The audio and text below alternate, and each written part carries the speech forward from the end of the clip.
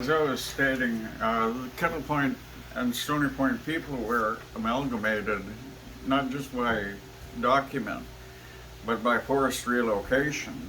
And nature had its way, and people began to meet, and relationships were established. So you do have children that are Kettle and Stony. And not to offend either one, and at the same time, this type of work does offend people. Why? Because other people claimed other people's lands. What happened between 1942 and today, or 1980, I should say, when the vote went down on the proposal? Those people who were moved were not being affected. However, I can only speak about my own family on matters of legal issues like that. So my family was left out of the process.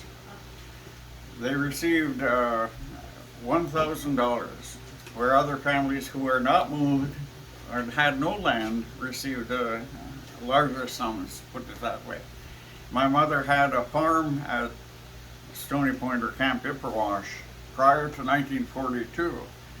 When they were moved or relocated from Stony Point to Kettle Point, the money that was put apart for compensation, allegedly, was paid to the mover, Oliver Tremaine, and also paid to Kettle Point as sweetening the pot. The Indian agent put it that way. In other words, to convince the Kettle Point people to allow the Stony Point people to live there, they had to receive money. And that happened. So my mother and my dad never received anything in the move or were compensated.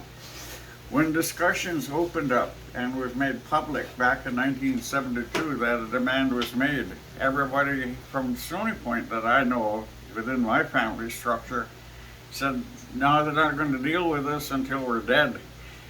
Why? Because they said they don't want no witnesses. But we'll get into these other issues, including how the government used force against our people. The OPP, Ontario Provincial Police, is the legal branch of the Crown to exercise force. But you have to break the law for them to use force. And one of the things that the government has done is they have a long reach, not just the federal, but provincial. It's kind of similar to David and Goliath. Goliath had a brother. In this case, you got Canada and you got the Ontario government. Two giants. So this Indian, this Anishinaabe here, is only one person. And without consensus of the joint heirs of my family, such as my two sisters and two brothers that are surviving today. And I have a niece that's left by a brother that passed away in 1964, who has an interest in the land by way of will from my mother. I was able to take my mother home in 1993.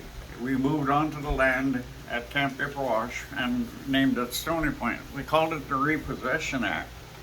As a direct result of that act of taking our land back, and not against people, but against the Crown, this document was issued by a lawyer from New York, outlining to the Kettle Point Chief and Council that if the government decides to sue them, they were already signed under contract to identify and save harmless the Crown from all claims, actions, and suits brought against them.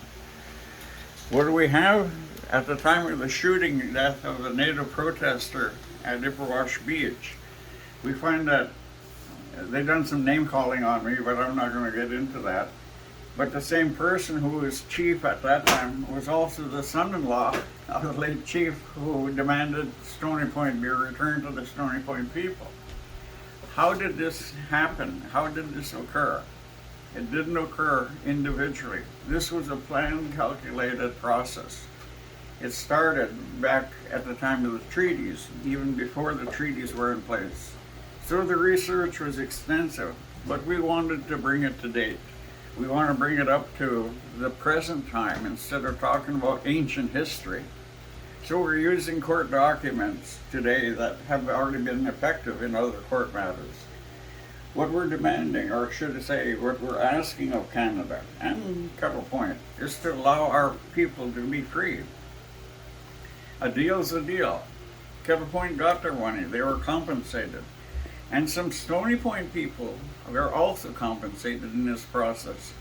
But my mother and my dad were not. And now, because they're gone, they left us that land in wills. These are joint heirs in my family. I'm not talking about the other 17 families who were moved in 1942.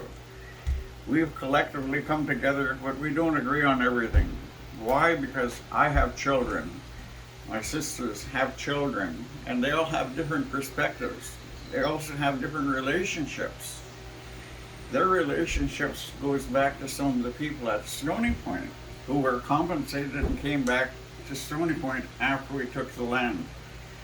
The other ones at Kettle Point, they get angry because they said, we're not separate, we're Kettle and Stony.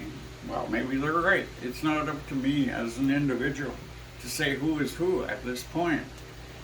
I have the listing, and we also have the document from the government by their chief negotiator, changing from names to numbers. And all these will be brought up in the next few segments. What I'm telling you today is a disclosure of, it doesn't matter who gets elected.